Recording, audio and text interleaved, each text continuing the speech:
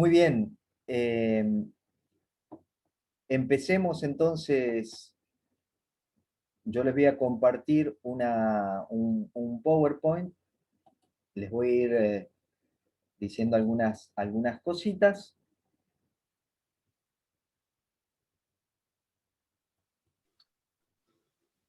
A mí me habían sugerido que el tema sea la experiencia espiritual y después le pusieron como subtítulo la experiencia espiritual y la plenitud y la vida en plenitud. Lo que inicialmente habían pedido era la experiencia espiritual y la vida interior. Está todo totalmente vinculado, así que No hables no fuerte, esa hay, cosa. no hay ningún problema. No, menos para aquí. Muy bien. Entonces, una primera cosa que me parecía importante tener presente es esto. Este hombre, Pierre Teilhard de Chardin, es un jesuita, ya murió, y él dijo algo muy interesante. Él dice: no somos seres humanos con una experiencia espiritual, sino que somos seres espirituales con una experiencia humana. Esto que parece un juego de palabras, en realidad es algo serio y algo bien interesante. Una cosa es creer que somos seres humanos y que tenemos una experiencia espiritual, y entonces el punto de partida es la percepción que yo tengo de lo humano, y otra cosa es decir, somos seres espirituales, es decir, lo que nos define es la espiritualidad. Y tenemos una experiencia humana, es decir, la espiritualidad, lo que nosotros somos en lo más profundo, se expresa en una humanidad, en una experiencia humana. Una cosa es ser un ser espiritual que tiene una experiencia humana, una experiencia de relación muy particular con todo, con lo trascendente, con uno mismo, con la creación o el entorno.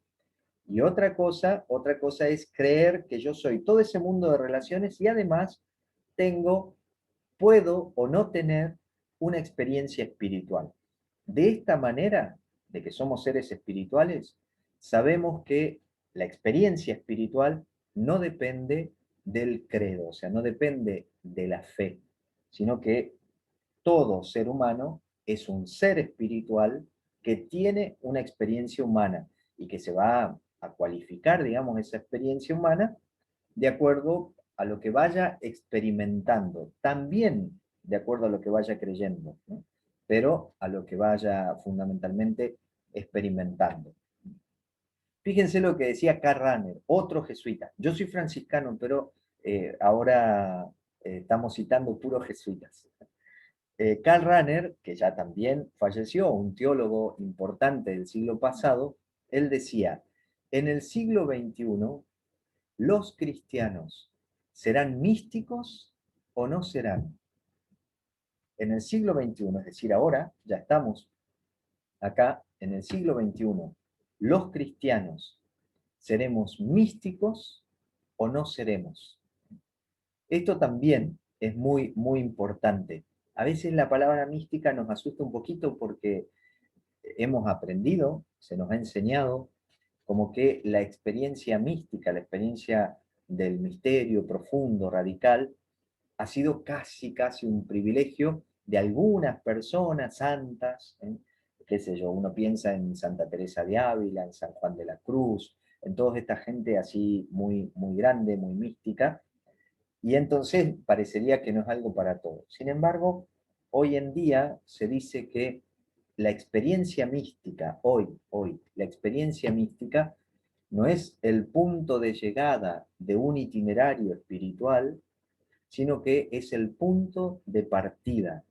Si yo no tengo una experiencia mística, si yo no tengo experiencia de algo que está más allá de mí, que me trasciende totalmente, difícilmente puedo hacer un camino que me vaya planificando, que me vaya liberando cada vez más y que me haga capaz de trascender, de ir más allá de la norma.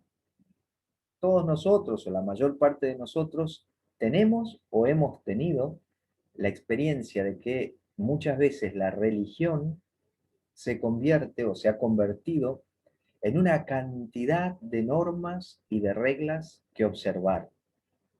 Tantas, que son prácticamente imposibles de observar. O sea, si uno piensa en todo lo que cada religión propone a sus fieles para vivir, deberíamos pasarnos toda la vida atentos ahí a ver a las normas que tenemos que cumplir y naturalmente no seríamos capaces de cumplir todas las normas. Esto es algo interesante. Leía la otra vez un librito, que Leonora también lo leyó, de Mónica Caballé, que es una filósofa española, una mujer muy interesante, y el librito se llama La sabiduría recobrada, la filosofía como terapia, y ella habla en la historia de la filosofía, digamos, hay un grupo de gente, de filósofos, que son importantes y que nosotros los recordamos por ahí mucho, que son Sócrates, Platón, Aristóteles, pero hay otro grupo grande de filósofos que ha quedado un poquito así como ocultos y que algunos que leímos un poquito de filosofía o que estudiamos por ahí, los nombrábamos y decíamos que eran los presocráticos, ¿no? O sea, los que estaban antes de Sócrates. Y esa gente era muy interesante porque era gente que no se preocupaba tanto por el modo de pensar y de qué manera vamos a pensar la realidad, sino de cómo experimentamos la realidad. Ellos se ocupaban de la sabiduría, ¿no? Que ya vamos a ver, está en el fondo de todo lo humano. Por ejemplo, una de las cosas que decía Heráclito que es muy práctico y ellos no hacían leyes, digamos, de lo que sabían, él decía, no es posible bañarse dos veces en un mismo río. Esta imagen es muy fuerte, es muy potente, porque lo que quiere decir es que no es posible ir al encuentro de la realidad de otra manera que en un presente constante, porque la realidad cambia constantemente como el río. O sea, no, yo no me puedo bañar dos veces en el mismo río.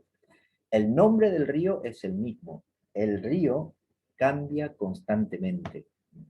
Y eso por ahí es interesante, que hay mucha diferencia entre lo que nosotros nombramos, ¿no? Lo que nosotros decimos y la realidad. Hay un dicho sufí, ¿no? Los sufíes son un grupo como místico, así espiritual, de los musulmanes, y el dicho dice, con la palabra vino nadie se emborracha, con la palabra fuego nadie se quema. Para tener presente la diferencia que hay entre el concepto, la palabrita, y la realidad. El fuego quema. El vino, cuando se lo toma y se lo toma sin medida, emborracha. Pero la palabra que designa el fuego, que señala el fuego, y la palabra que señala el vino, no producen nada, no me hacen nada. Bueno, eso es el riesgo que a veces tenemos cuando le damos excesiva importancia a la palabra. La palabra es un instrumento, es una herramienta muy buena y necesaria, pero que tenemos que vivirla. La palabra tiene que ser vivida como se vive toda la realidad, ¿no? Toda la vida, como algo que pasa, sin aferrarnos a la palabra, porque si nos aferramos demasiado, perdemos la realidad. Esto es muy práctico, porque muchas veces siempre, todas nuestras discusiones suelen ser discusiones verbales, o sea, discusiones de palabras. Porque si nosotros nos centrásemos en la realidad, podríamos experimentar que ahí estamos todos unidos. Pero lo que nos divide es justamente el concepto, el modo en el que nosotros hablamos de la realidad. Por eso es tan importante esto que decía Ranner, que los cristianos tenemos que buscar una experiencia profunda, espiritual, una experiencia mística, porque en esa experiencia mística todos nos encontramos. Ya vamos a ver un poquito en el proceso que vive, por ejemplo, una religión. Todas las religiones viven el mismo proceso para darle la importancia que tiene realmente esto. Esta relación entre espiritualidad y religión es importante. Es algo que nosotros tenemos que tener presente, porque bueno, es algo que, que se vive cotidianamente.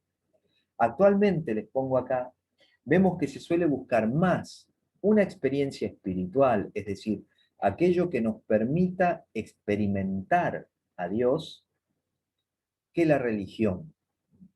Se busca más la experiencia espiritual que la religión, es decir, las distintas formas o prácticas que estas experiencias de Dios han ido tomando con el paso del tiempo. O sea, las religiones se han ido formando en torno, alrededor, desde una experiencia espiritual, desde una experiencia de Dios. Y eso hay que tenerlo presente, porque cuando nosotros hemos materializado, cuando nosotros hemos dicho, hemos querido decir la experiencia espiritual, la experiencia de Dios, hemos convertido algo muy vivo, que es justamente esta experiencia de Dios, la hemos convertido en relato. Y lamentablemente muchísimas veces nos hemos ido quedando más en el relato, en la norma, en la regla, que en el fuego de esa experiencia espiritual. De alguna manera todos y todas experimentamos esa necesidad de lo más vivo, del fondo de la religión, de aquello que no se puede explicar demasiado, pero sin embargo nos deja con una certeza capaz de superar cualquier interrogante. Hay experiencias de Dios y seguramente ustedes habrán tenido experiencias de Dios, de lo trascendente, de lo divino, como le quieran llamar, que no se puede explicar, ¿no? Suelen decir que las experiencias son intransferibles, porque todas las experiencias son subjetivas. No hay experiencias objetivas. No hay experiencias objetivas. Porque soy yo el que experimento, ¿no?, la realidad de lo divino, de lo sobrenatural, y lo experimento con todo lo que soy. Por lo tanto, yo tengo un modo único de experimentar a Dios y no puedo pretender que otro lo experimente de la misma manera que yo. No lo puedo pretender. Por eso solemos decir que la experiencia de Dios es tremendamente personal, es absolutamente personal. Y cuando se tiene esa experiencia de Dios, no se puede explicar demasiado. Y está buenísimo que no se explique.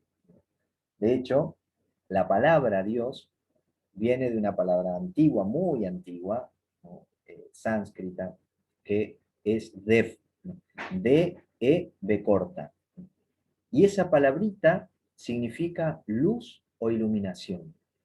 Es decir, los primeros seres humanos que experimentaron esta dimensión espiritual, ¿no?, esto que son y que somos nosotros, cuando les preguntaron qué pasó, qué experimentaron, ellos lo único que decían era Dev, es decir, experimentaron una iluminación muy grande. ¿Qué significa una iluminación muy grande? Muchas veces, claro, si nosotros decimos, y experimentamos una luz, nosotros nos imaginamos la luz, esta nos imaginamos el sol, nos imaginamos enseguida la materialización de la luz.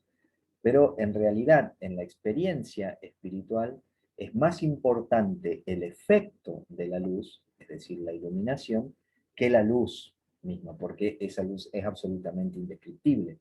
En cambio, el efecto que me hace, que hace sobre mí esa luz, la iluminación, sí que es importante, porque eso sí transforma, porque la iluminación hace que mi conciencia, que mi capacidad de comprender la realidad se amplíe muchísimo.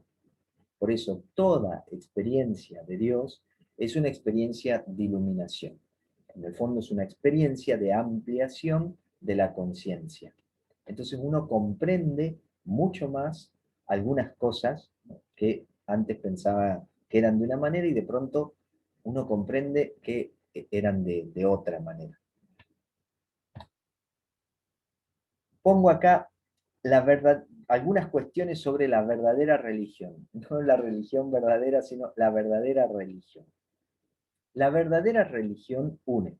¿Por qué digo no la religión verdadera? Porque hoy por hoy, gracias a Dios, ya no se puede hablar de una religión verdadera. O sea, ya no podemos decir que una religión es la verdadera y entonces todas las otras deberían ser falsas. O sea, con ese criterio, una religión es verdadera, las otras son falsas.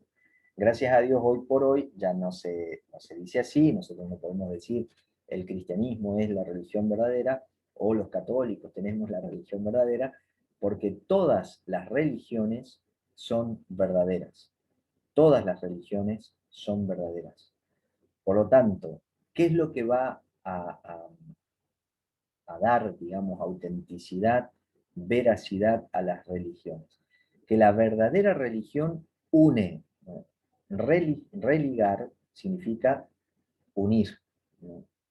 Reunir todo de nuevo. Es capaz de ayudar a que se pueda percibir la unidad fundamental que subyace en toda la realidad.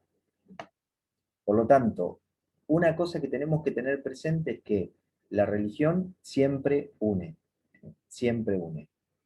Esperen que acá no sé qué se me puso en la... Entonces, por tanto, la verdadera religión congrega, convoca, incluye, nunca excluye. Y esto es un criterio, o sea, cuando nosotros experimentamos que hay algo, entre comillas, que en nuestra religión excluya, se nos tienen que parar las antenas y decir, esto no puede ser propio de la religión. O sea, no puede ser, y es justamente, si ustedes recuerdan un maestro que la mayor parte de nosotros conocemos, si recuerdan algunas cosas que Jesús, ¿no?, ha dicho, ustedes, sobre todo en el Evangelio que venimos proclamando, digamos, últimamente, eh, se recordarán que Jesús viene como hablando de un montón de cosas de la ley que deshumanizan, que excluyen.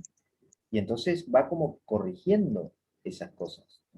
Y va haciendo de que eso realmente estén como atentos, digamos, porque toma algunas cosas de la ley y rechaza otras. Todo lo que deshumaniza, todo lo que excluye, no puede ser parte de la verdadera religión.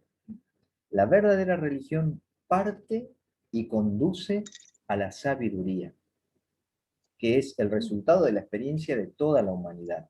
Es la sabiduría. En esa sabiduría, todas las religiones, desde la verdad que anima la propia religión, se encuentran. Todas las religiones se encuentran en esa sabiduría. Y eso es también importante tenerlo presente. Toda verdadera religión debe favorecer una experiencia espiritual capaz de transformar la vida, no transformar solo la mentalidad, sino Seguro le la gusta vida. a Rebeca. Una verdadera religión tiene que transformar la vida. Entonces eso uno lo puede experimentar, ¿no? Y se puede dar No, y cuenta. todas las normas. Se da cuenta de que hay cosas que no están bien, ¿no? Hay cosas que no nos hacen bien, hay cosas que quedan solamente en la mente, en la cabeza, y como nosotros somos muy inteligentes muchas veces, las cosas que nos repetimos mucho en la cabeza, creemos que lo estamos viviendo. Por eso quizás tengamos la experiencia de que nos hemos encontrado en distintos momentos de nuestra vida con distintas personas y por ahí hasta los hemos juzgado, de que la gente por ahí vive en la iglesia, en los lugares donde se encuentra de una manera y parecen muy religiosos, y después en la cotidianidad, en la vida, se comportan de una manera muy, muy distinta.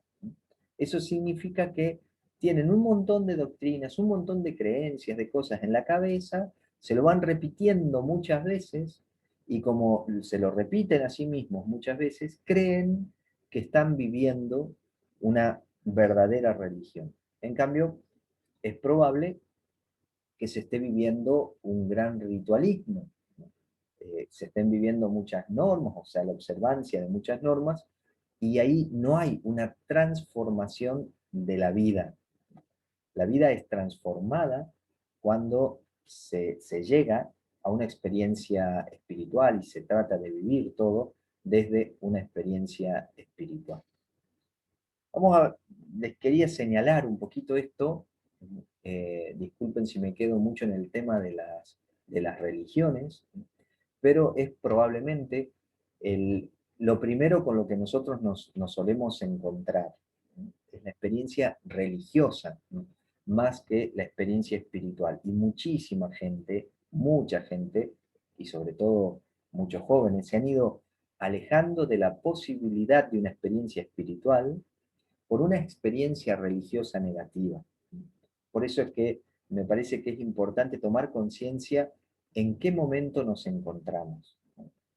Para ver cómo movernos, qué cosas aprovechar del momento presente.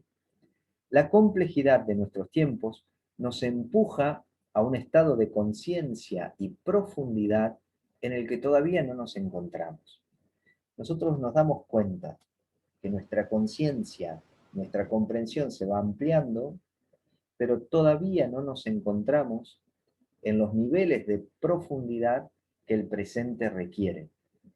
Esto supone ir más allá del plano que conocemos para adentrarnos en un horizonte que puede ser intuido, más o menos podemos intuir por dónde va la cosa, pero todavía desconocido y que quedará siempre por conocer, porque a la vida espiritual no es aferrable, no nos podemos apropiar de la vida espiritual. Por lo tanto, nunca hay seguridad en el camino de fe y en la vida espiritual. Hay certeza, que es otra cosa. La certeza es una experiencia interior muy fuerte. La seguridad es una cuestión mucho más mental, mucho más de la cabeza, mucho más de la razón. La razón busca la seguridad. En cambio, la experiencia espiritual profunda se mueve por certezas, aunque no tenga muchas seguridades racionales. Por tanto, habrá que perder seguridades que a nosotros nos gustan tanto y muchas veces hasta las necesitamos.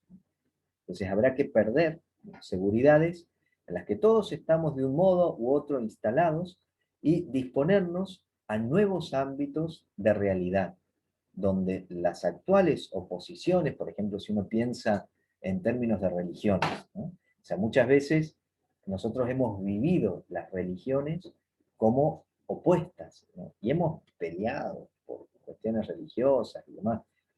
En cambio, hoy por hoy, las diferencias de las religiones es muy interesante porque estas diferencias de las religiones se van convirtiendo en una posibilidad de integración.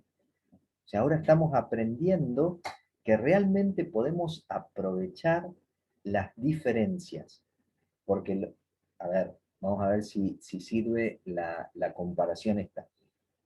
Las religiones, o sea, si se quiere, la experiencia espiritual es el territorio en el que todos nos movemos, ¿eh?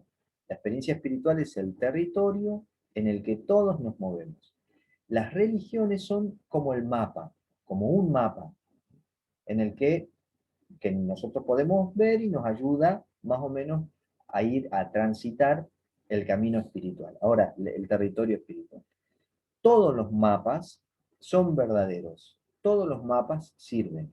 Ahora, cuando uno va metiéndose cada vez más en la experiencia de Dios, va trascendiendo los mapas. De hecho, cuando uno conoce mucho el territorio, como que ya está tan internalizado todos los datos que me dieron los mapas, que no necesito estar pendiente del mapa, porque yo me voy metiendo en la experiencia de Dios, en la experiencia espiritual, y eso me va señalando el camino.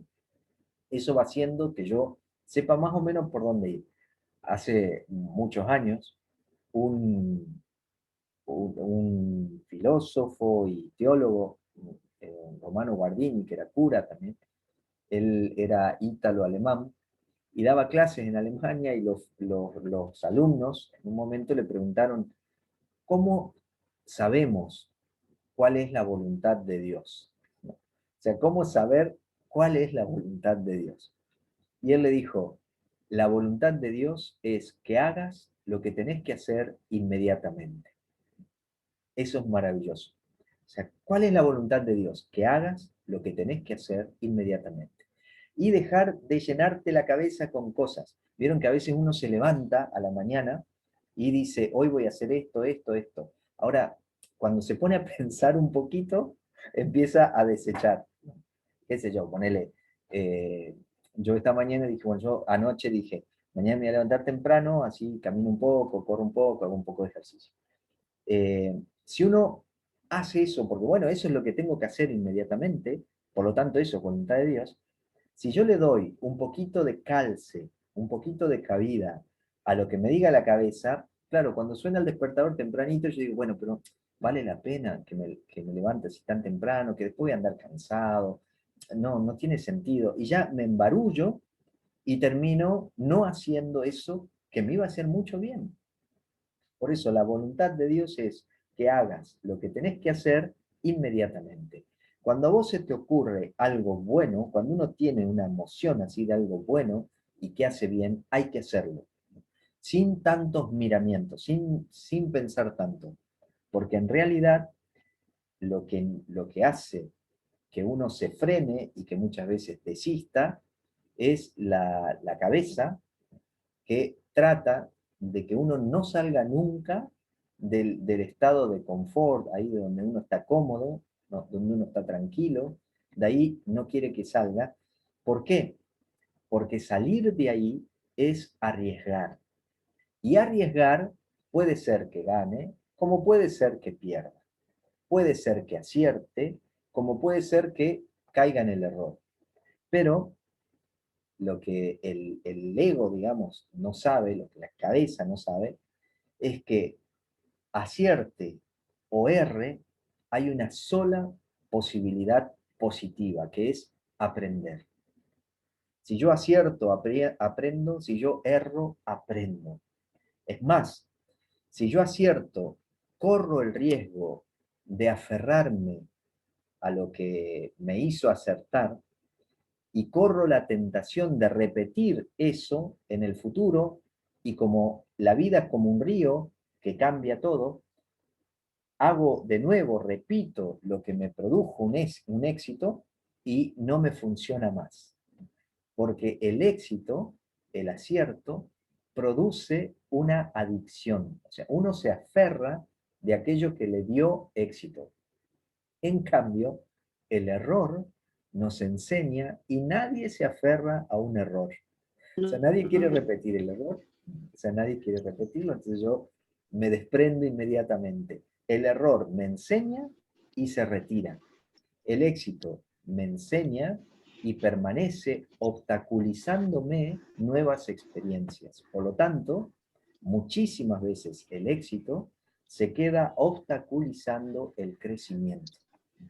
Por eso, para el sabio, todo es aprendizaje, todo es posibilidad de crecimiento.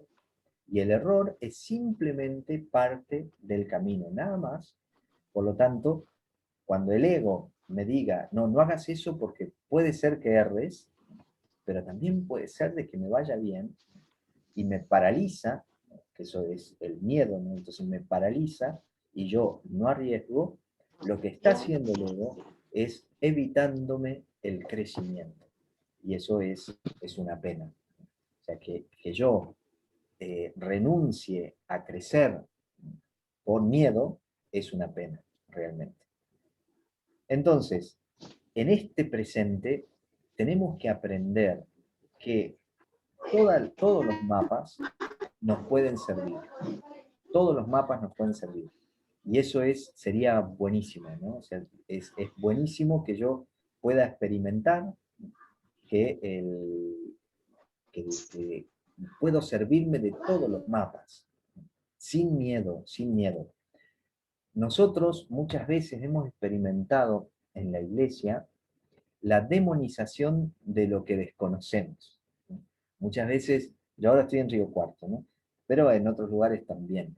Ha llegado gente que viene como para charlar, a veces a confesarse, y se confiesan de haber hecho yoga, de haber practicado Reiki, de haber distintas cosas que nos llegan por distintas tradiciones, y se confiesan como que si fuera pecado, como si fuera algo malo, ¿no? Y dicen de que, bueno, que hay algunos sectores de la iglesia que dicen así. Bueno, yo les comparto mi impresión, mi sensación, lo que yo creo. O sea, yo creo que en realidad nosotros demonizamos lo que desconocemos. El gran, el enemigo, digamos, de la conciencia que se abre es la ignorancia, ¿no? O sea, no es el enemigo, sino que es justamente lo que tiene que todavía ser iluminado. Entonces, cuando yo ignoro, todo lo que ignoro me da miedo y entonces lo demonizo. O sea, si uno se adentra y se pone a leer los beneficios, la sabiduría que hay en el yoga fuerte, original, es impresionante. Si uno profundiza y conoce qué es lo que pasa con el Reiki, qué es lo que pasa con todo el mundo de las energías. Hoy en día, digamos, nosotros, gracias a Dios, entre la ciencia y la espiritualidad se han tendido muchísimos puentes, y la ciencia viene como a corroborar, a ratificar, ¿no? A confirmar un montón de cosas que a nosotros nos habían llegado por la experiencia espiritual o por la experiencia mística y que no teníamos modo de explicar. Bueno, ahora la ciencia que puede ser la física o las neurociencias, nos vienen a decir que todo esto que produce o que traía la experiencia espiritual o la experiencia mística es cierto y realmente se puede explicar, ¿no? Una de las cosas, por ejemplo, es la cuestión física de que estamos todos totalmente vinculados, porque en nosotros, digamos, hay una unidad impresionante física, ¿eh? Hay una unidad física. Unos físicos han hecho un experimento, por ejemplo, ustedes saben de que todo tuvo origen, toda la vida tuvo origen en el famoso Big Bang, o llámenle como quieran, pero ahí en esa multiplicación, ¿no? De las células y de la proliferación, digamos, y la separación y la unión de las células con otras, tuvo origen la vida.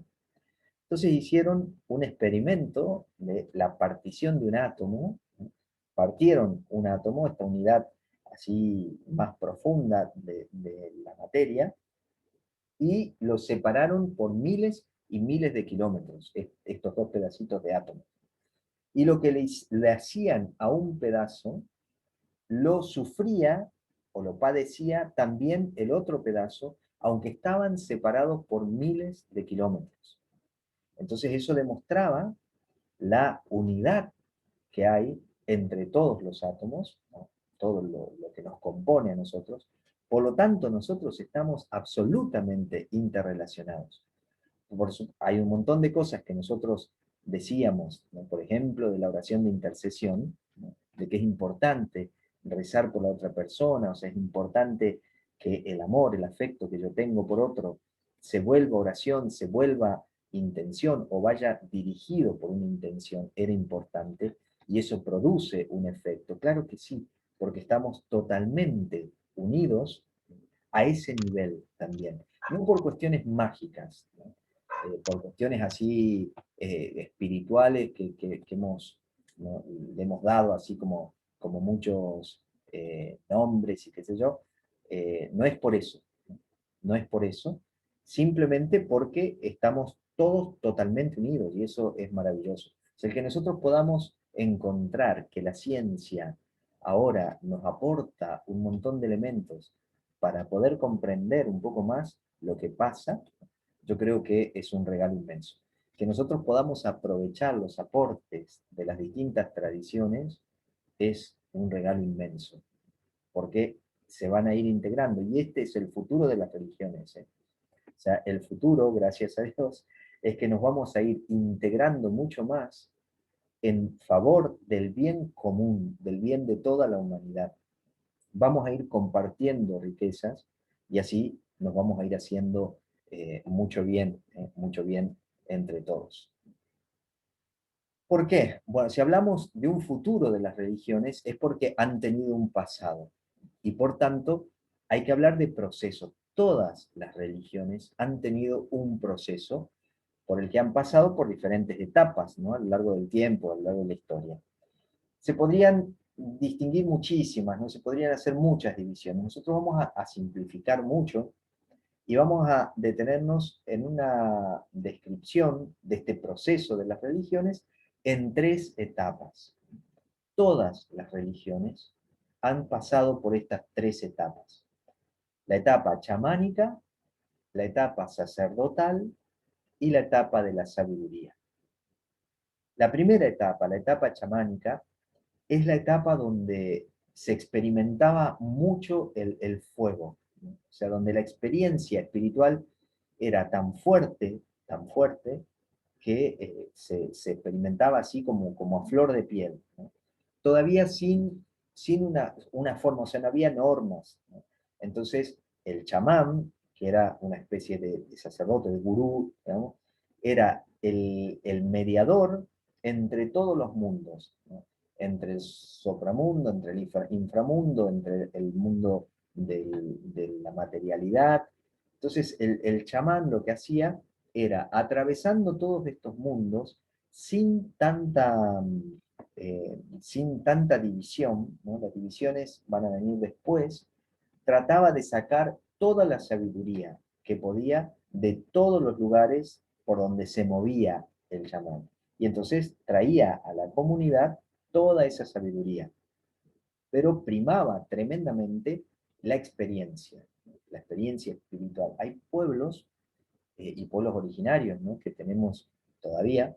Yo conozco las historias de un pueblo en Paraguay, que ellos, por ejemplo, todavía, cuando alguien se enferma, el chamán con un grupo de la comunidad hablan con el enfermo para tratar de ver cuál fue el origen de la enfermedad, que naturalmente ellos dicen el origen viene por muchos lugares, no es simplemente por una cuestión física, o sea, no es que te sentís mal porque comiste tal cosa, o sea, te sentís mal por un montón de cosas que hay que averiguar.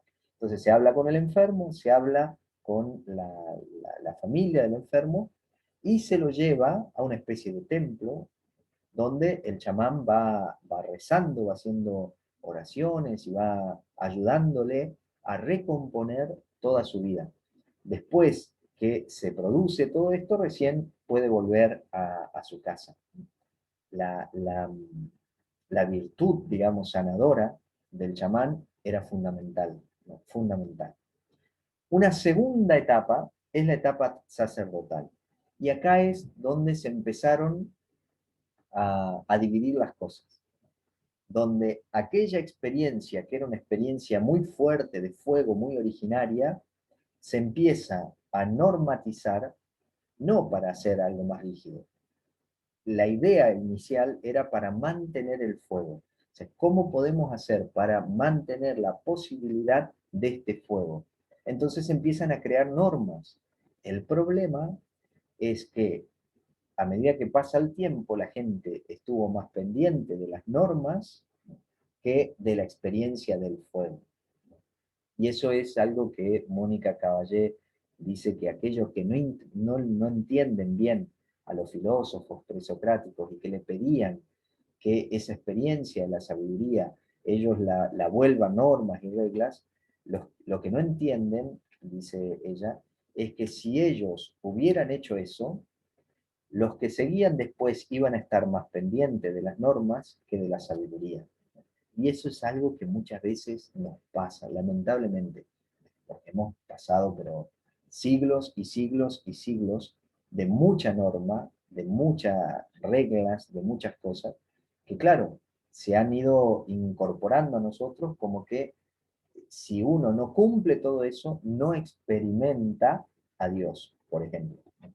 En cambio, la cosa es al revés. Para encontrar el sentido de algunas de estas normas, es importante recuperar la experiencia de Dios. En la etapa sacerdotal, si la etapa chamánica es una etapa mucho más femenina, porque es una etapa muy abierta a la vida, la etapa sacerdotal es mucho más masculina.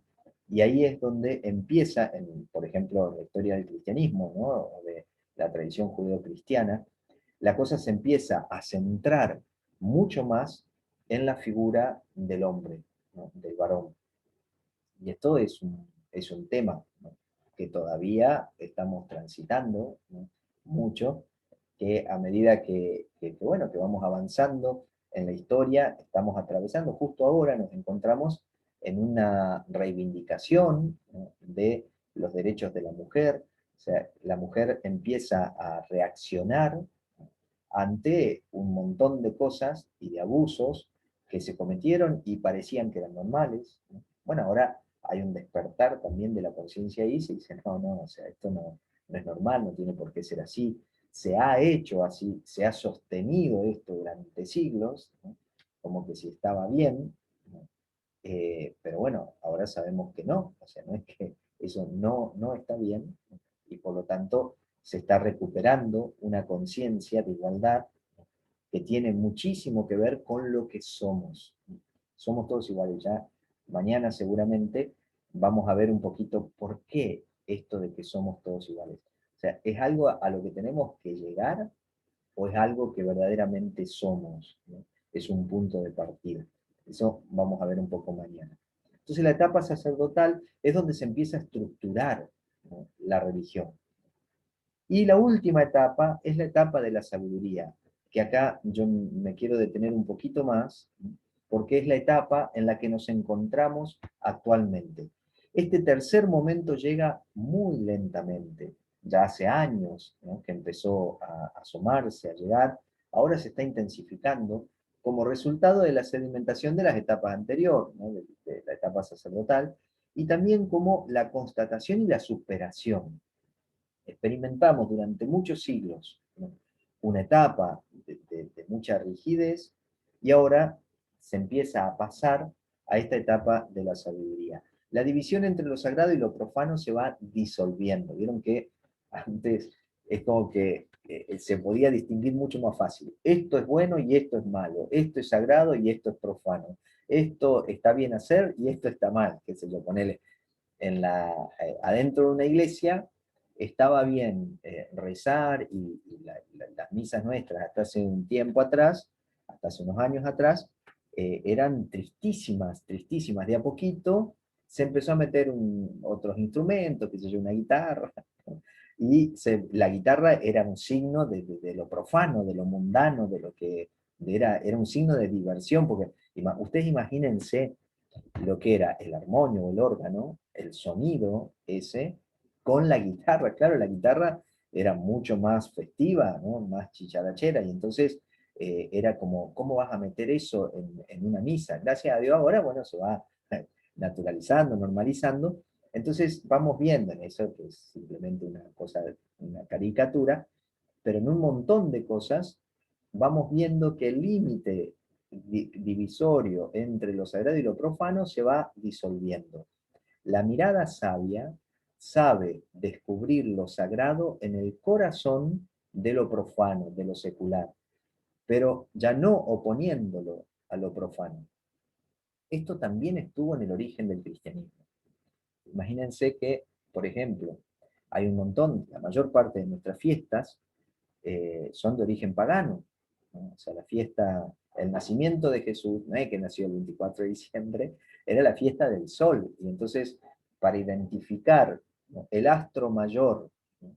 Que era Jesús, y poder hablar y que la gente entienda, bueno, se aprovechó esa fiesta y se dijo, acá nació Jesús, ¿no?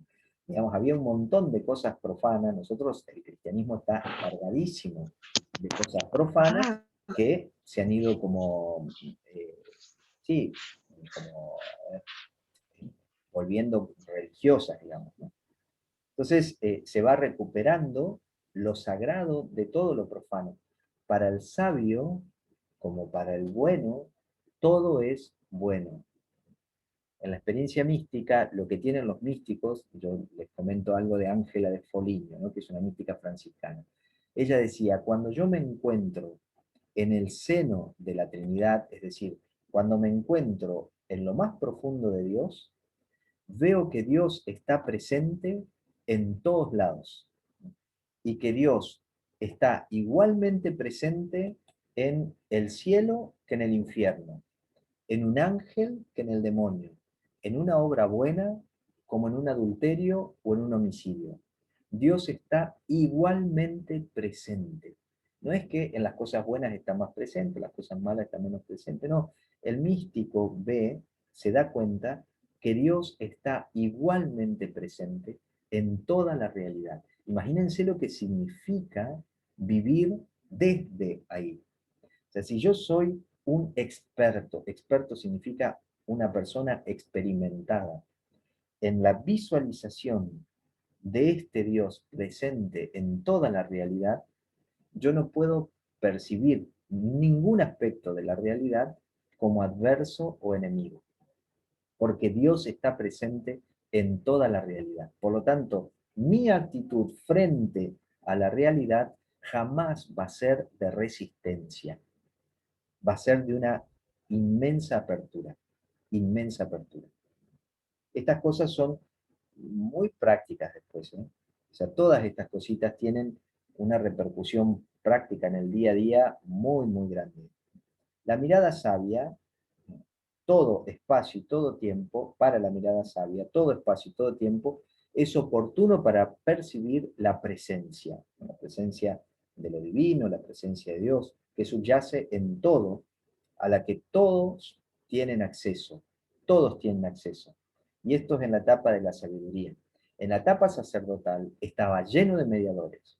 O sea, no había acceso a lo divino sino por un mediador.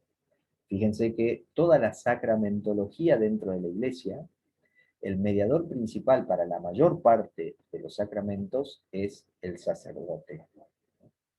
En la etapa de la sabiduría no hay mediador, hay mediaciones, pero no hay mediador para lo divino. A esa experiencia tenemos acceso todos. Todos tenemos acceso a esa experiencia. De hecho, Ángela de Foligno era laica, era viuda y era analfabeta. O sea, ella no accede por el pensamiento, no accede por un rango religioso, accede porque se abre totalmente a esta experiencia de Dios. Por eso el arquetipo del sabio no reconoce las demarcaciones confesionales, ¿no? Las distintas religiones, sino que sabe descubrir en los distintos credos la validez que contienen, a la vez que se mueve con libertad, no con arbitrariedad, entre los diversos códigos. O sea, una persona sabia reconoce la sabiduría que hay en las distintas tradiciones sin renunciar a la propia, ¿no? Pero reconoce, se enriquece con todo y se mueve con mucha libertad siendo quien es. O sea, yo digo, bueno, yo vengo de una matriz cristiana, por lo tanto estoy configurado religiosamente desde una matriz cristiana, ahora me puedo mover con total libertad en cualquier tradición y disfrutar profundamente la sabiduría que hay en todo. Yo en el tiempo de pandemia tuve la gracia, el regalo de poder compartir con un montón de gente de otras tradiciones religiosas y aprender muchísimo de otras tradiciones religiosas que eh, me han enseñado y hemos disfrutado y celebrado el acercarnos con un respeto sagrado, realmente, a la experiencia espiritual del otro. Y nos hemos encontrado de que hablábamos de lo mismo. Hablamos de lo mismo con códigos distintos, diversos, pero que nos podemos mover con muchísima libertad. Y nos despierta como mucha curiosidad, ¿no? El saber, bueno, a ver de qué se trata todo esto. Entonces, vemos esta diapositiva y hacemos el corte. ¿Por qué apuntar tanto a la vida interior. ¿Por qué hacer todo un taller sobre la vida interior como posibilidad de un camino a plenitud? Porque no hay oposición entre vida interior y vida exterior. Esto, lamentablemente, nos ha hecho mucho daño. Ha hecho que incluso dividamos las distintas expresiones, ¿no?, de la vida consagrada, por ejemplo, dentro de la iglesia, en vida activa y vida contemplativa. Como que, bueno, aquel que es activo se va a ocupar de todas las cosas así de trabajo pastoral, y el contemplativo sí va a cuidar la vida interior, ¿no? Y eso no tiene nada que ver. En realidad, todos tenemos que ser contemplativos y todos vamos a ser activos. O sea, es inseparable. O sea, no hay oposición. Al contrario, hay una complementariedad necesaria, ¿no?, entre estas dos dimensiones. Lo contrario a la interioridad no es la exterioridad, sino la superficialidad. Una persona que no vive y que no toma en serio su vida interior es una persona que vive desde la superficialidad. Mañana vamos a ver un poquito qué es, ¿no?, esta superficialidad.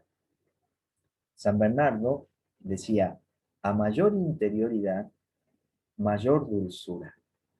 O sea, cuanto yo profundizo más en la interioridad de lo que soy, yo experimento mayor dulzura. La vida tiene mucho más sabor. La vida tiene mucho más sentido. Y entonces yo actúo de una manera muy diferente. O sea, cualquiera de nosotros sabe perfectamente que yo vivo de una manera, trabajo de una manera, sobre algo que le encuentro sentido, de una manera muy distinta a aquello que no le encuentro sentido. Cuando yo le encuentro sentido a algo, yo experimento que todo lo que soy está metido en eso que estoy haciendo. Cuando yo no le encuentro sentido, cuando no estoy del todo de acuerdo, cuando no estoy del todo convencido, hay mucho de mí que no se involucra, que no se pone en juego, y por lo tanto hago eso con mucha mediocridad, digamos, ¿no? Por lo tanto con mucho menos sabor. Y Javier Meloni, otro jesuita, este vive, es joven, dice, a mayor profundidad, mayor apertura. A mayor profundidad, mayor apertura. Esto es fundamental también, ¿eh? O sea, esto nos sirve para testearnos. Cuando yo me experimento abierto, capaz de recibir todo, yo puedo estar más o menos cierto de que estoy profundizando en la vida. Cuando yo estoy demasiado pendiente de cuidar mi terreno, cuando estoy como muy cerrado y no acepto, no recibo nada fuera de lo que yo comprendo, es probable que esté viviendo con mucha superficialidad, aunque esté cumpliendo muchas normas. Yo puedo estar viviendo muchas normas, puedo sentirme que estoy en la legalidad, pero eso no me garantiza que yo esté viviendo profundamente, que yo estoy viviendo con radicalidad. Bueno, los invito, ahora son las 20:01, vamos a hacer el corte, acomodamos los mates y volvemos a las 10. A las 10 nos vamos reencontrando para la segunda partecita. Ahí está. Entonces, les decía que muchas veces la caracterización, ¿no?, de los rasgos, la exageración de los rasgos, depende naturalmente del observador y de lo que uno quiera acentuar, ¿no? Entonces, a veces la gente que miraba con desconfianza la vida interior, hacía una descripción de la vida interior como una cosa intimista, ¿no? Y hasta casi egocéntrica. Y claro, no, nada que ver, ¿no? Porque sabemos todos que egocentrismo puede haber tanto en la vida interior como en la exteriorización o la vida activa. O sea, eso va más allá de la forma, ¿no?, o de los espacios en los que se muevan, ¿no? Por lo tanto, tanto en la experiencia espiritual como en la actividad, digamos, la práctica es fundamental. siempre será central la experiencia, siempre. El terreno y el marco para cualquier discernimiento tendrá que partir de una profunda escucha a la práctica, a la experiencia. Y esto es fundamental, ¿no? Esto es necesario tenerlo presente. Ahora, yo les voy a compartir un videíto, ¿no? de Sadhguru, que es un hindú, ¿no? Un hombre que proviene de otra tradición, ¿no? Que no es de la tradición cristiana, y yo quiero que lo escuchemos con mucha atención porque hace mucho hincapié en esto de la necesidad de la práctica. ¿Eh? O sea, lo que define una experiencia espiritual es realmente la práctica, y por lo tanto creo eh, que es importante, ¿no? Tener eso así presente. Entonces yo ahora les voy a compartir ese videíto.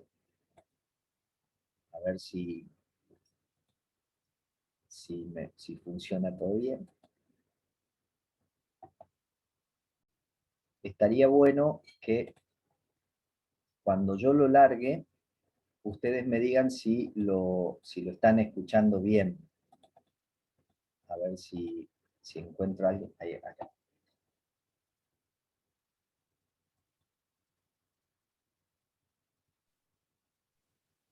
Vamos a ver. Namaste, Sadhguru. Mi nombre es Dipesh. Vengo Se de... escucha. He estado leyendo libros, casi 100 libros sobre espiritualidad. Me gusta hablar de espiritualidad, filosofar sobre la espiritualidad, sobre el budismo, anapanasati yoga, todo. Pero al llegar a la práctica lo pospongo. ¿Cómo evitar la pereza?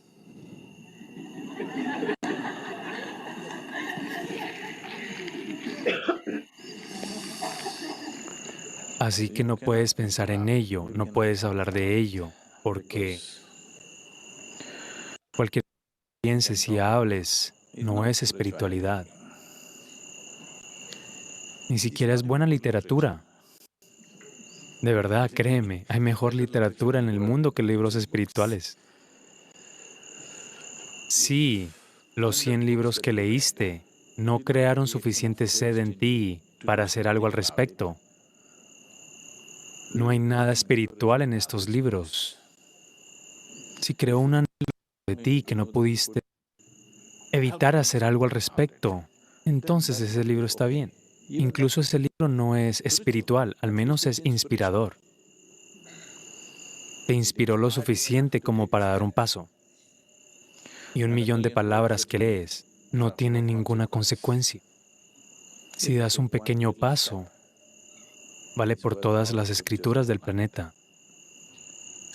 Así que, antes de que sea demasiado tarde, da al menos un pequeño paso. Ahora que estás aquí, al menos comienza Isha Kriya de 12 minutos.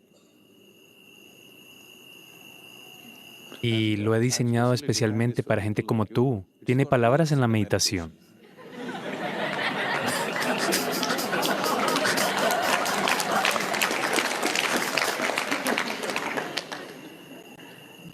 Porque aquellos que viven de las palabras, aquellos que se alimentan de las palabras, sin palabras no pueden vivir, ¿sabes? There are enough beautiful things in this planet and in this existence. Hay suficientes cosas hermosas en este planeta y en esta existencia. Si prestaras suficiente atención, te quedarías sin palabras. Pero mucha gente vive de las palabras porque nunca han prestado suficiente atención a nada. Entonces, si prestas suficiente atención, te quedarás sin palabras durante días y días. Cuando era un niño creciendo, nunca dije una palabra, porque ¿qué hay para decir? No puedes embeber el mundo que te rodea, es demasiado. Estos 2 ojos y estos 5 sentidos no son suficientes para captar. Difícilmente te da algún sentido. Así que cuando no le prestas atención a la vida, te enamorarás enormemente de las palabras. Y estoy seguro que dijiste budismo y todo, así que estás repitiendo lo que dijo Gautama, o lo que sea que imprimieron en su nombre. Sí, porque si hablo algo hoy, mañana por la mañana se convierte en 100 versiones diferentes. Si Gautama habló, pobre hombre, hace 2500 años, lo que todos habrán dicho en su nombre, han dicho demasiadas cosas que no son sus palabras. Y es por eso que se convierte en un ismo.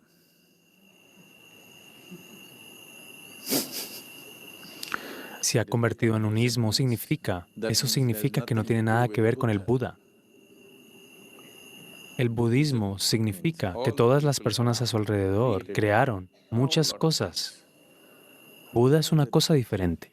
El budismo es otra cosa. Así con todo lo demás. Así que no te alimentes de esos ismos. Solo comienza un proceso simple, con palabras, solo para ti. Por favor, hazlo.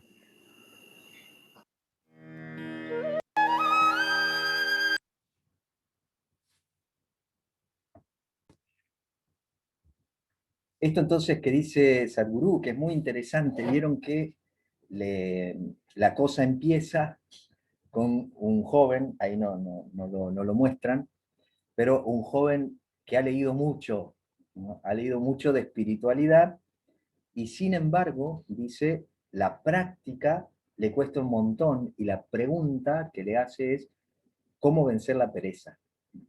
O sea, yo puedo leer un montón, no tengo pereza para leer, pero a la hora de practicar aquello que leo, ¿no? No encuentro motivación, ¿no? Y entonces Sadhguru le dice algo fuerte, le dice, y seguramente los libros que leíste no tienen nada de espiritual, porque no te han movido a nada. Si un libro o algo que leíste, no hace falta leer un libro, que sé yo, uno o ve algo o escucha a alguien y te mueve a abrir el corazón, a hacer alguna práctica que te vuelva más atento, significa que ese libro no será un libro espiritual, dice él, pero por lo menos será un libro inspirador. Si yo me pongo a leer libros de espiritualidad, muchísimo más, si me pongo a leer libros de formación religiosa, y eso queda solamente en la mente, lamentablemente, muchas veces estas ideas que quedan dando vuelta suelen ser ideas que sirven para repetir y para hacerme sentir, entre comillas, un poco más religioso, pero que no me abren a una verdadera experiencia espiritual. Es decir, yo no logro experimentar el ser traspasado por lo divino, traspasado por fíjense lo que leíamos el domingo en la Eucaristía, fue muy fuerte. Jesús es bautizado en Marcos, en el Evangelio de Marcos. Entonces el Espíritu desciende, no el Espíritu Santo, que el Espíritu Santo, así como nosotros lo concebimos intelectualmente, es una construcción del siglo IV o V después de Cristo, ¿no? O sea, es una construcción mental muy grande. Es el espíritu que recibe Jesús, es la fuerza que lo mueve. Y de hecho, empieza el relato que nosotros leímos el domingo. Marcos decía, inmediatamente, que esa partecita no la pusimos en la liturgia, pero aparece en la Biblia. Si ustedes buscan la Biblia del pueblo de Dios, van a ver que Marcos dice, inmediatamente el Espíritu empujó a Jesús al desierto. O sea, el Espíritu empuja a Jesús al lugar de la tentación. Y eso es muy interesante. Si nosotros nos dejamos mover por esa fuerza de vida, esa fuerza de vida nos va a empujar a donde tenemos que ir para seguir creciendo, sin distinción, sin distinción. No es que el espíritu nos va a empujar hacia lo que nosotros consideramos bueno, nos va a empujar hacia aquello que necesitamos para seguir creciendo, más allá del juicio que nosotros hagamos de la apariencia de la realidad, más allá de eso. A Jesús el Espíritu lo empujó al desierto, un lugar tremendo, un lugar de tentación y de prueba constante, donde él tiene que descubrir un montón de cosas y fundamentalmente Jesús tiene que descubrir quién es. No es que en el desierto Jesús aprende a ser alguien en particular, no, no. En el desierto Jesús descubre quién es. Imagínense eso para nosotros, o sea, nosotros somos empujados por el mismo espíritu para descubrir y reconocer quiénes somos. Mañana posiblemente cuando hablemos de esto, nos podemos sorprender un poquito, ¿ah? En algunas cosas que vamos a decir, eh, y que creo que son importantes, ¿no? Saberlas. Pero una cosa fundamental es saber que este espíritu, ¿no? Este espíritu, esta fuerza interior que tenemos todos, nos va a conducir, nos va a empujar hacia aquellos lugares donde nosotros necesitamos, ¿no? Desplegarnos para crecer. Si uno vive con confianza en esa fuerza, es maravilloso porque entonces todo lugar, todo espacio, toda experiencia es propicia para crecer, para desplegarme, para ser quien soy. Nosotros a lo largo del tiempo hemos aprendido, lamentablemente, a funcionar de una determinada manera, pero no a ser quienes somos. Hace un tiempito vino una persona a confesarse y se confesaba y me decía que era intolerante, o sea, una de las cosas que decía era que era intolerante. Entonces, yo escuché, ¿no? Todo lo que él compartió y al final le digo, voy a tomar una sola cosa que dijiste. Vos dijiste que sos intolerante y ustedes seguramente muchas veces habrán autodefinido así, soy impaciente, soy intolerante, soy esto, soy aquello, soy un montón de cosas. Entonces yo le digo, mira, la realidad es que vos no sos intolerante, vos aprendiste a comportarte intolerantemente. Vos has ido aprendiendo a comportarte intolerantemente, pero vos no sos tolerante. O sea, tu identidad más profunda no es la intolerancia. O sea, vos no te puedes definir desde ahí. Nosotros solemos definirnos desde lo más superficial y entonces nos convencemos que somos eso. Y claro, lo más superficial es aquello desde donde funcionamos y desde donde nos vamos autopercibiendo, ¿no? O sea, donde la mente va diciendo que yo soy de una manera o de otra, y esa construcción también tiene mucho que ver con lo que nos digan los otros. Si durante mucho tiempo te están diciendo que sos un tonto, seguramente vas a terminar actuando tontamente. Y eso no significa que uno sea tonto. O sea, nosotros nos vamos como configurando. ¿Por qué? Porque lamentablemente estamos excesivamente atentos a lo más superficial, a lo que me dicen y a lo que yo percibo de mí. Y es maravilloso saber que yo no soy lo que percibo de mí. O sea, yo no soy ni mis pensamientos, ni mis sentimientos. O sea, no soy nada de lo que tengo. Yo soy mucho más que eso. Mañana, si Dios quiere, vamos a profundizar un poquito en eso, ¿no? De la identidad, ¿no? Y que me parece que es importantísimo tener presente. Pero creo que esto que decía Sadhguru es fundamental. Fíjense una expresión preciosa, ¿no? Que tenía, muy, muy interesante. Él decía, si estás demasiado atento a las palabras, te vas a perder la maravilla que es la vida. Nosotros muchas veces estamos más pendientes de lo que queremos definir y cómo lo vamos a decir y demás, que terminamos distrayéndonos de la vida, que es maravillosa, es maravillosa. Yo esta mañana salí a caminar un poco, ¿no? Y salí a caminar por acá 1000 veces, hice ese camino, imagínense. Yo ahora estoy en mi pueblo, o sea, lo hice hace muchísimos años que no estoy acá, pero claro, ahora ya estoy más grande, entonces iba caminando y fui sacando una foto del campo, ¿no? O sea, de los distintos lugares del campo. y todo lo que esa realidad dice y hace en mí es impresionante. Si yo simplemente me detengo a percibir sin definir, es una belleza, es una belleza. Si uno se queda un ratito, mirando con atención, que eso es contemplar, ¿no? Mirando con atención, uno queda maravillado, porque la vida es maravillosa, siempre, siempre es maravillosa. Y entonces uno puede percibir, pero un montonazo de cosas, y esa percepción sí que nos va transformando. Y eso es experiencia espiritual. Eso es experiencia espiritual. Porque yo para eso no necesito ninguna norma, no necesito ninguna regla. Simplemente me tengo que poner a percibir, ¿no? Y a mirar con atención, ¿no? Y detenerme un poco. O sea, lo primero que necesitamos es detenernos. Uno se detiene y ya deteniéndose, qué sé yo, los que son padres o madres, seguramente lo pueden vivir con sus hijos. Claro, en la cotidianidad, la sucesión de las situaciones es tanta y es tan rápida que muchas veces no nos damos el tiempo para frenarnos, detenernos y contemplar la situación. Y entonces, como no nos detenemos, problematizamos todas las situaciones. Y nos parece que en realidad tenemos muchos problemas.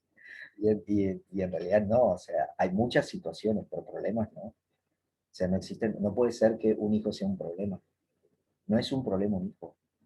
Una hija no es un problema. Es una situación, es una vida, es una posibilidad infinita, ¿no? Infinita y una riqueza, ¿no? Infinita. Basta que uno logre ver. Imagínense el servicio que nosotros podemos prestar a quien sea, ¿no? Muchísimo más a nuestros seres queridos que están cerquita, si nosotros mirásemos con atención más allá de las apariencias. Y nosotros, en vez de decirle, sos un tarado, sos una tarada, no te das cuenta, ¿no? Lo que hiciste. Si en vez de decirle eso, que es la experiencia que yo tengo de su comportamiento, fuese capaz de trascender eso y de ver la maravilla que es mi hijo, mi hija, mi esposa, mi esposo, quien sea que tengo al lado, es tremendo lo que podemos hacer.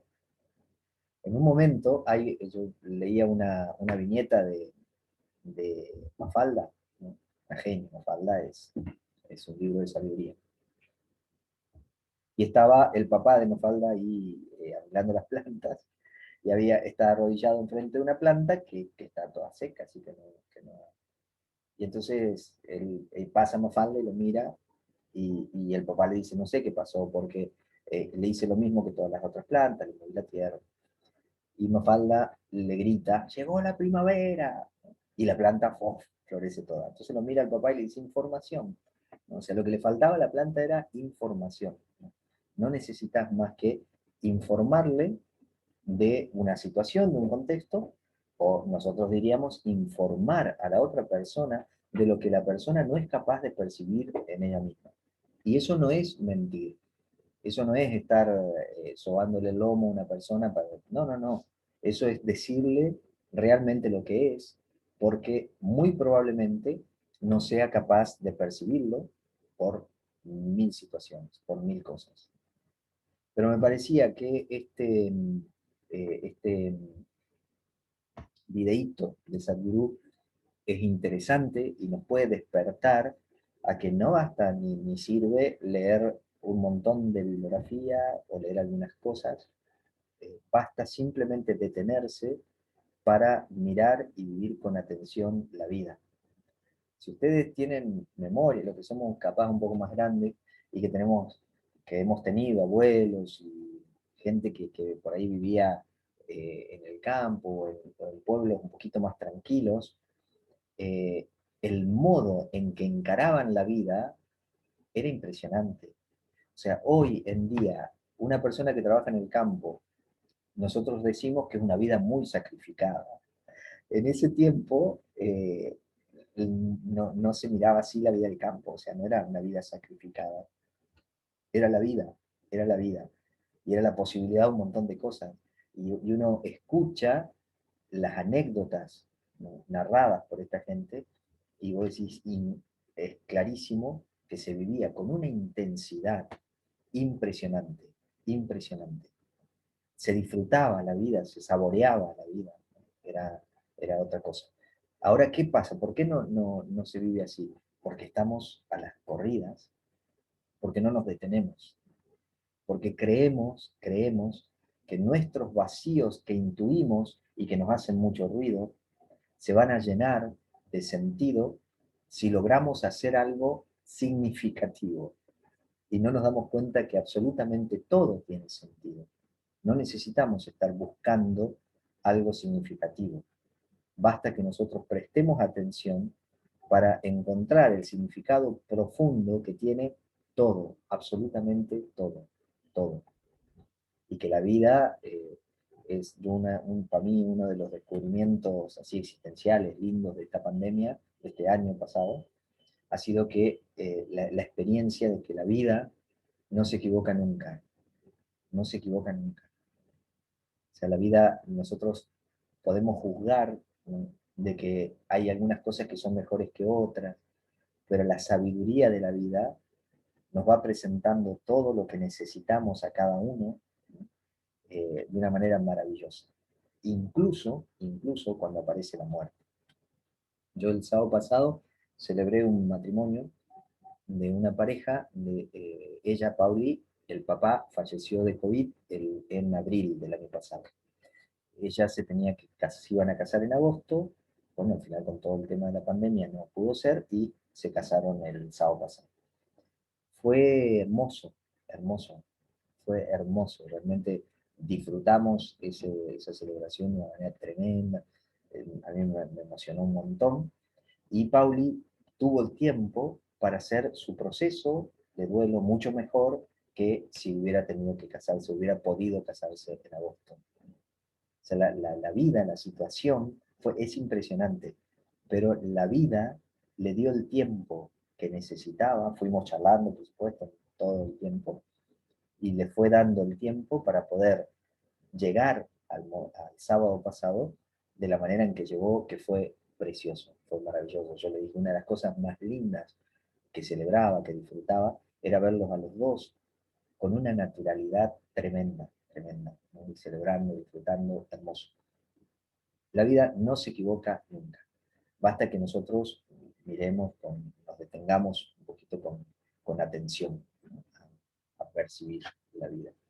Y eso es la experiencia espiritual, no hay misterio, no hay misterio. O sea, no es una cosa extraordinaria, maravillosa que Dios da a algunos, vieron que hemos creído incluso que una experiencia espiritual profunda, una experiencia mística, es algo que se le da a algunos. No, no, de ninguna manera, de ninguna manera. O sea, imagínense que Dios, ¿no?, es eterno presente. Por lo tanto, no puede ser que Dios me dé algo en el futuro, si es puro presente. O sea, la realidad es que cada uno de nosotros tenemos absolutamente todo lo que necesitamos. Lo tenemos. Ahora, ¿por qué no nos funciona? O sea, ¿por qué seguimos pidiendo lo que tenemos? Porque seguimos pidiendo lo que tenemos, ¿no? Imagínense ustedes un chiquito, ¿no?, que tiene todos los juguetes, y les pide un juguete que naturalmente ya tiene, pero que no está disfrutando porque no sabe que lo tiene. ¿Qué es lo que le hace falta a ese niño? No le hace falta el juguete, le hace falta darse cuenta que lo tiene. Nada más que eso, es nada más que eso. Nosotros, como ese niño, tenemos que darnos cuenta lo que tenemos. Y listo, es solo eso. Darnos cuenta que tenemos todo, absolutamente todo. Me parece que Internet aflojó recién, no sé si se cortó un poco, ¿no? Porque se quedaron todos congelados juntos, entonces dije, no, ese problema es mío. Que aprovecho para decir una cosa, ¿vieron? Cuando todos, o cuando mucha gente nos dice una cosa, debe ser porque el problema es mío. O sea, si todos quedan congelados, seguramente el problema de Internet es mío. Si alguno quedaría, nomás, puede ser que no. Mm. Entonces, me parece que, le decía del niño y los juegos, lo mismo pasa con nosotros. Nosotros tenemos todos los juguetes, nosotros tenemos todo lo que necesitamos. Lo único que nos hace falta es darnos cuenta que lo tenemos. A ese darnos cuenta que los tenemos se le llama despertar de la conciencia. O sea, mi conciencia, mi capacidad de comprensión, mi capacidad de visión, digamos, ¿no? Eh, se le llama despertar de la conciencia. Y la realidad es que, gracias a Dios, nuestra conciencia se puede ir despertando. O sea, nosotros, en vez de pedirle a Dios que nos dé tal cosa, tendríamos que pedirle que nos ayude a ver lo que tenemos. Porque lo tenemos todo, lo tenemos todo. Por eso es que le decíamos que en la medida en que vayamos profundizando, nos vamos a ir despertando y vamos a ir siendo conscientes de que no nos hace falta nada. Mañana, si Dios quiere, vamos a ver por qué digo que no nos hace falta nada. ¿Por qué decimos que tenemos todo? Porque realmente es eso, ¿no? Pero no, lamentablemente estamos acostumbrados, mal acostumbrados, a no vivir desde ahí, porque vivimos desde cualquier lado y no vivimos desde esas profundidades. Bien, me voy a fijar a ver si, no, ahí dice que se congeló nomás, o sea, no hay preguntitas, no veo que haya preguntitas por acá, por el chat. Así que si se les ocurre alguna resonancia o algo, eh, pueden habilitar su micrófono y lo pueden hacer así en voz alta. Si alguien quiere hacer un comentario, si quiere hacer una preguntita, si le parece que hay algo que no quedó de esto primero demasiado claro. eh,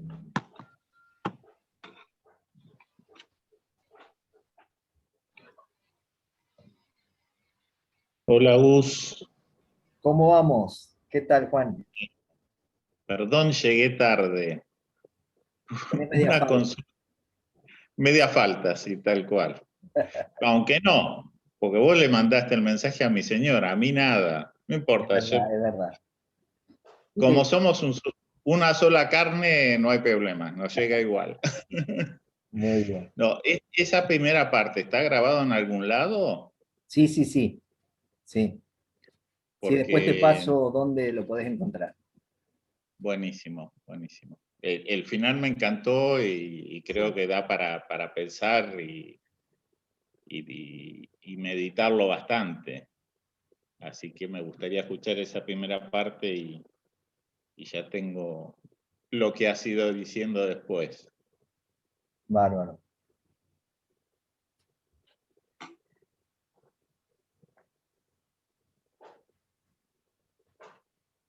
Yo tengo una duda, Hola. padre. Sí, María León. No, Mara. Mara, Buenas te noches. agregué una ¿Qué I tal? ya. Encantada. Y un saludo muy cordial a cada uno de ustedes. Yo soy de Puan, donde se encuentra la casa de retiros de las hermanas Clarisas, así que siempre he tenido la posibilidad de poder compartir retiros todos los meses, pero bueno, por el contexto de la pandemia ha sido imposible, así que esta posibilidad de tener esta convivencia, digamos, de espiritualidad, ha sido muy fructífera porque estoy en un momento de vulnerabilidad espiritual muy grande por cuestiones personales, familiares, así que le agradezco profundamente el poder brindarme la posibilidad de participar de esta experiencia y bueno, y fraternizar desde Francisco, ¿no? Toda esta cruz que tenemos cada uno, que, bueno, que es difícil a veces, pero que siempre Dios nos pone gente en el momento oportuno. Así que muchísimas gracias y un abrazo desde Puan. Gracias. Gracias.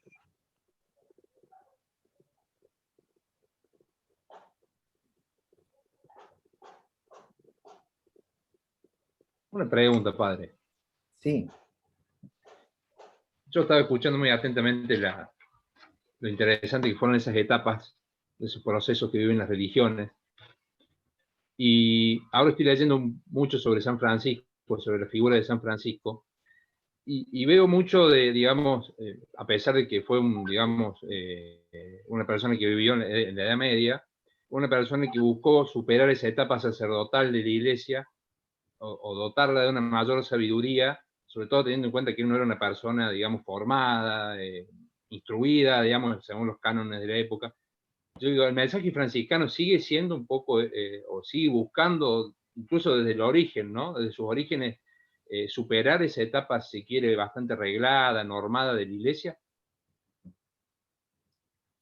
Pelo, a ver qué podemos decir. Mirá, vos sabés que se suele decir que los franciscanos somos tan particulares, por decir de alguna manera, que no somos capaces de formar una escuela. Así que, digamos, hemos sido como muy libres pensadores. No hay una escuela como los dominicos, con Tomás, o sea, tenemos muchos representantes. Entonces es muy difícil decir si los franciscanos, porque, bueno, podés encontrar muchísimos que pensamos todos distintos, ¿no? Lo que sí creo es que Francisco tuvo la capacidad, por la experiencia, de una apertura poco común en el medioevo, ¿no? Quizás lo más simbólico es el encuentro que tuvo con el sultán, donde Francisco, o sea, imagínense que Francisco va al encuentro del sultán, un musulmán, con la idea de que este hombre era prácticamente el demonio encarnado, ¿no? O sea, lo mismo que yo les decía antes, vieron, de aquello que desconocemos lo demonizamos. Bueno, en el medioevo eso era tremendo. O sea, todo lo que estaba fuera de la cristiandad era demoníaco, ¿no? Era desorden, caos y demoníaco.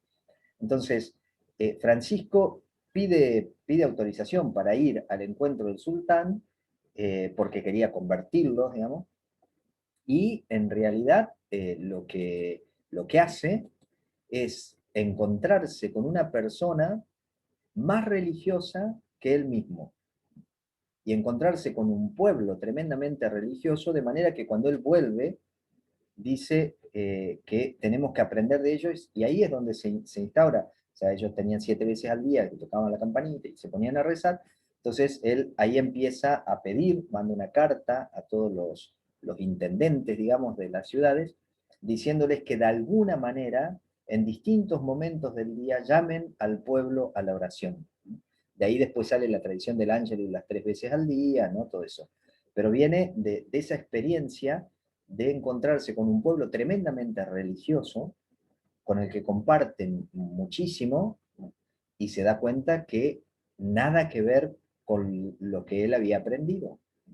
Entonces Francisco, por su propia experiencia, trasciende las enseñanzas que había recibido. O sea, yo creo que es probable que ese tipo de experiencia nos haya dado quizás sí, como una mayor apertura, pero no, te digo de que no, o sea, no todos, o sea, no es los franciscanos son, pues no es así, ¿no? Somos muy, qué sé yo, tenemos un amigo español que nos dice que somos tremendamente anarquistas, dice. O sea, es una cosa tremenda que nosotros no, como que no nos identificamos, ¿no? Con una cabeza que nos diga qué tenemos que hacer y pensar y qué sé yo. Entonces, naturalmente, eso ha generado muchas búsquedas, ¿no?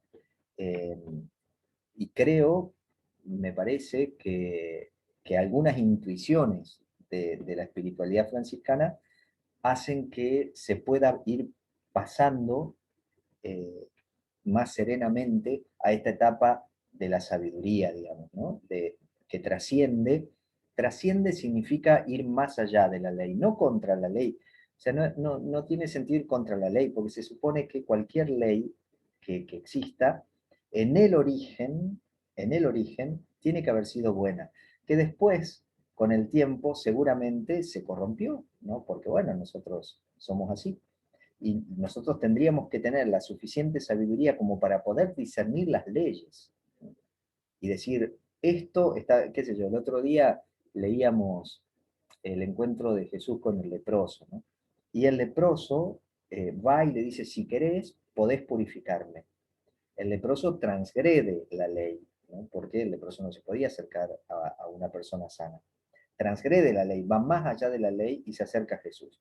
Y Jesús dice, nosotros lo traducimos por lo tocó, pero en realidad ese verbo dice que lo estrechó, entonces o le aferró la mano o lo abrazó, ¿no? Y ahí Jesús transgrede la ley porque al tocar a un leproso se volvía impuro también él. Por lo tanto, transgrede la ley o va más allá el leproso, transgrede la ley, va más allá el Jesús y se encuentran los dos más allá de la ley. Cuando se produce, digamos, el signo de la sanación en el leproso, Jesús le dice, no se lo cuentes a nadie. Pero anda, presentate al sacerdote y ofrece lo que dice la ley de Moisés. Entonces, ¿cómo? No se lo cuentes a nadie, pero anda al sacerdote. Claro, Jesús le dice, no le cuentes a nadie cómo fue esto, porque si vos le decís cómo fue, los dos somos transgresores y los dos quedamos excluidos. No le cuentes cómo fue, pero presentate al sacerdote, por lo tanto, da testimonio de esto que pasó en vos, ¿no? Entonces, es interesante que por una parte Jesús dice, esta parte de la ley que te obliga a vos a gritar impuro, impuro, y separarte y quedar excluido, es deshumanizante, por lo tanto, no tiene nada que ver con Dios. Eso es transgresible. Ahora, la otra parte, que es reconocer que lo que te ha pasado lo has recibido, eso te va a hacer bien. Y entonces anda a presentarte al sacerdote. O sea, esa capacidad de discernir la ley y de decir, bueno, esto humaniza y por lo tanto esto es bueno y por lo tanto esto es divino, ¿no? Y humano, las dos cosas. Y esto deshumaniza, ¿no? Por lo tanto excluye, por lo tanto no puede ser de Dios, no puede ser divino, y por lo tanto yo puedo separarme de esa observancia. Porque muchas veces, observando eso, volvemos contra Dios. ¿Vieron que Jesús les dijo? Ustedes por observar las tradiciones de los hombres han descuidado el mandamiento de Dios. Y nosotros pero tenemos amplios ejemplos de una observancia muy religiosa de la ley, excluyendo un montón de gente. Y ahí Jesús no podría decir también, ustedes por fidelidad a las tradiciones de los hombres, por observar leyes que han hecho los hombres, descuidan la ley de Dios. Y esto ha sido natural, o sea, esto se ha ido pegando y es natural que se pegue en tradiciones que pasan muchos años. Nosotros tenemos 2000 años de tradición. O sea, es lógico que las normas, las leyes que tenemos, no sean leyes químicamente puras. Por lo tanto... Padre, perdón. Diga, Ana. Sí. No, perdón, seguí nomás tu pensamiento. No, eso, que tenemos que tener, iba a decir la osadía, pero no es osadía, es simplemente tenemos que tener la claridad, digamos, y la libertad interior, y eso lo da el espíritu, digamos, la vida espiritual, la libertad interior de poder discernir las leyes y decir, esto es realmente divino, ¿no? Esto humaniza, esto nos hace más nosotros, y esto no. Y por lo tanto, esto no puede ser observable. Diga, Anita. No, yo simplemente quería, me había quedado como resonando fuerte eso que nos hemos quedado más en normas que en el fuego que lo inició. Por ahí yo no sé, ¿no? Y es que andamos más en búsqueda de seguridades que de certezas. Nos perdemos ese primer amor, ¿no? Nos alejamos de ese flechazo, no sé cómo decirlo. La cuestión sería, como interrogante, ¿no? las normas parten de donde supuestamente está el origen de ese jueguito, ¿no? Sí.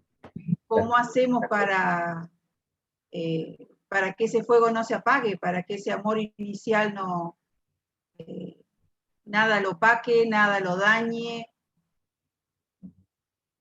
y no andemos corriendo tras el éxito?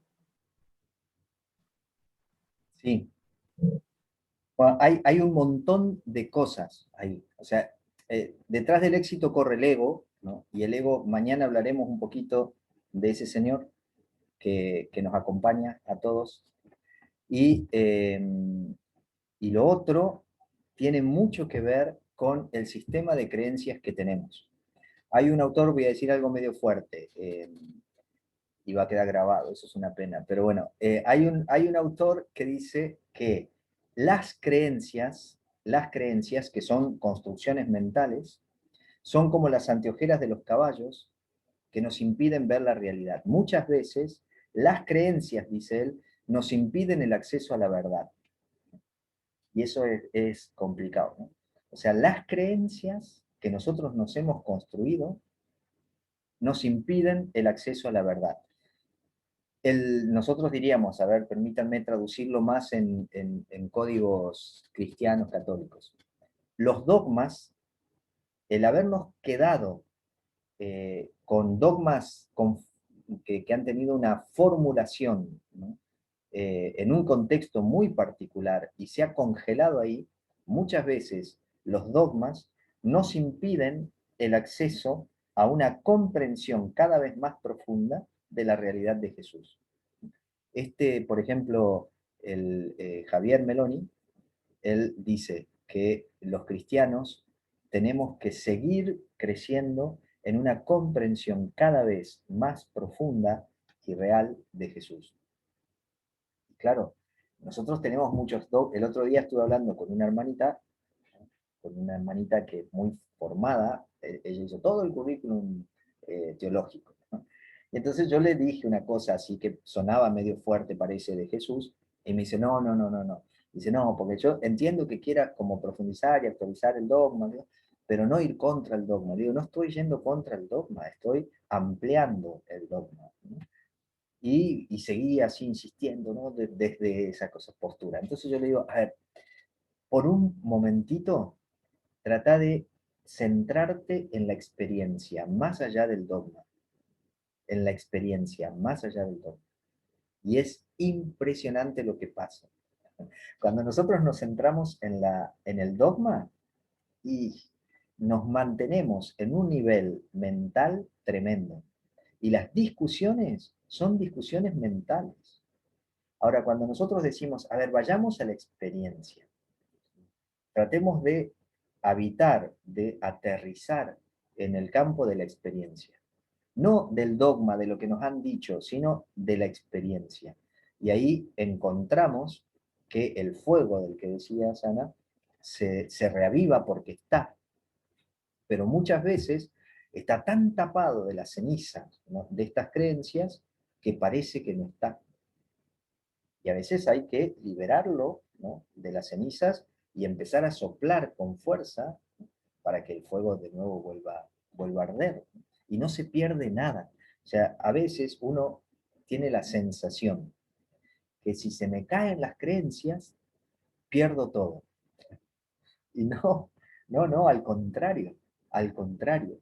Si se me caen las creencias, yo quedo con una experiencia de Dios tremenda, tremenda, que no va a ir en contra de nada. O sea, digamos, uno no se va a poner a destruir ahí un montón de cosas, no hace falta.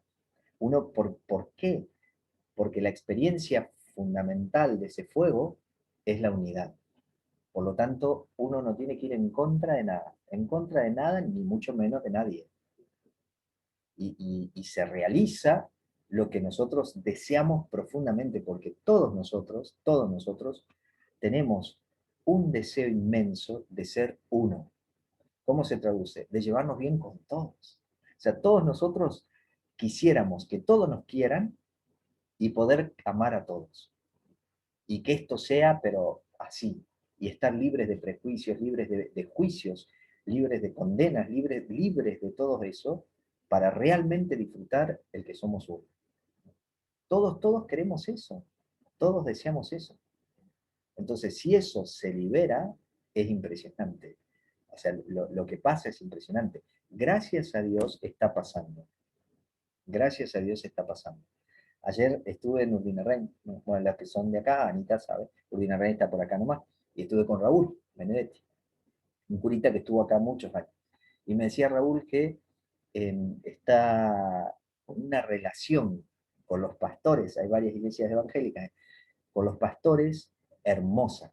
Primero dice estaba así media jodida la cosa, porque era medio complicado, y de pronto empezamos a compartir, dice, un montón de cosas, él estuvo medio enfermo hace un tiempito, y le empezaban a llamar, y estamos rezando por vos, y qué sé yo, y era toda una cosa. ¿Por qué? Porque se trasciende las anteojeras, y nos centramos en la experiencia de lo esencial. Y ahí nos damos cuenta, cuando uno se sitúa en la experiencia de lo esencial, se da cuenta con mucha libertad que aquello que nos separa realmente es insignificante. Que nosotros lo hemos sostenido mentalmente como si fuera importante, pero en la medida en que nosotros dejemos de creerlo, desaparece. Y nos quedamos con el fuego. Y estamos compartiendo el fuego. Y nos damos cuenta que ese fuego nos transforma. Y que en el fondo lo que deseamos es ese fuego. Es más o menos así, me parece. Una cosita, mañana me acaban de informar hace un ratito, este Zoom es de los frailes, digamos, de la provincia nuestra religiosa, y mañana hay una reunión que empieza como a las 4 de la tarde, está anunciada hasta las 7, pero bueno, es reunión de frailes. Si Dios quiere, puede ser que se cansen para esa hora y corten a las 7.